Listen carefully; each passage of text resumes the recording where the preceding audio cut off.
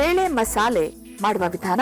ಮಸಾಲೆ ಮಾಡಿಕೊಳ್ಳಲು ಮಿಕ್ಸಿ ಜಾರಿಗೆ 6 ಸಾಂಬಾರ್ ಈರುಳ್ಳಿ, 8 ರಿಂದ 10 ಎಸಳು ಬೆಳ್ಳುಳ್ಳಿ, 1 ಇಂಚು ಹಸಿ ಶುಂಠಿ, 5 ಹಸಿ ಮೆಣಸಿನಕಾಯಿ, ಅರ್ಧ ಹಿಡಿ ಪುದೀನ ಸೊಪ್ಪು, ಅರ್ಧ ಹಿಡಿ ಕೊತ್ತಂಬರಿ ಸೊಪ್ಪು, ತೆಂಗಿನಕಾಯಿ ತುರಿ ಅರ್ಧ ಕಪ್, 1 ಚಮಚ ಸೋಂಪು ಕಾಳು, 2 ಇಂಚು ಚಕ್ಕೆ, 4 ಲವಂಗ, 3 ಏಲಕ್ಕಿ, 1 ದೊಡ್ಡದಾಗಿ ಹೆಚ್ಚಿದ ಟೊಮೆಟೊ ಹಾಗೂ 1 ಚಮಚ ಧನಿಯಾ ಪುಡಿ, ಅರಿಶಿಣ 1 ಚಿಟಿಕೆಯಷ್ಟು ಹಾಕಿ ಸ್ವಲ್ಪ ನೀರು ಸೇರಿಸಿ ನುಣ್ಣಗೆ ರುಬ್ಬಿಕೊಳ್ಳಿ. ಕುಕ್ಕರ್ಗೆ 3 ಚಮಚ ಎಣ್ಣೆ ಹಾಕಿ ಬಿಸಿ ಮಾಡಿ ಸಾಸಿವೆ ಹಾಕಿ. ಸಾಸಿವೆ ಸಿಡಿದಾಗ ಸ್ವಲ್ಪ ಸೋಂಪು ಕಾಳು ಹಾಕಿ ಹುರಿದು ಕರಿಬೇವಿನ ಸೊಪ್ಪು ಸ್ವಲ್ಪ ಹಾಕಿ 2 ಬದನೆಕಾಯಿಯನ್ನು ಸಣ್ಣಗೆ ಹೆಚ್ಚಿ ಹಾಕಿ. ಜೊತೆಗೆ 2 ಆಲೂಗಡ್ಡೆಯನ್ನು ಸಹ ಕತ್ತರಿಸಿ ಹಾಕಿ. ಎಲ್ಲವನ್ನು ಚೆನ್ನಾಗಿ ಬಾಡಿಸಿ ರುಬ್ಬಿಟ್ಟ ಮಸಾಲೆಯ ಮಿಶ್ರಣ ಸೇರಿಸಿ ಹುರಿಯಿರಿ. ನಂತರ 2 ಕಪ್ ಹಿತಕಿದ ಅವರೆಬೇಳೆ ಹಾಕಿ ಬಾಡಿಸಿ. ಅವೆಲ್ಲವೂ ಮುಳುಗುವಷ್ಟು ನೀರು, ರುಚಿಗೆ ತಕ್ಕಷ್ಟು ಉಪ್ಪು ಹಾಕಿ ಮಿಕ್ಸ್ ಮಾಡಿ ಕುದಿಸಿ.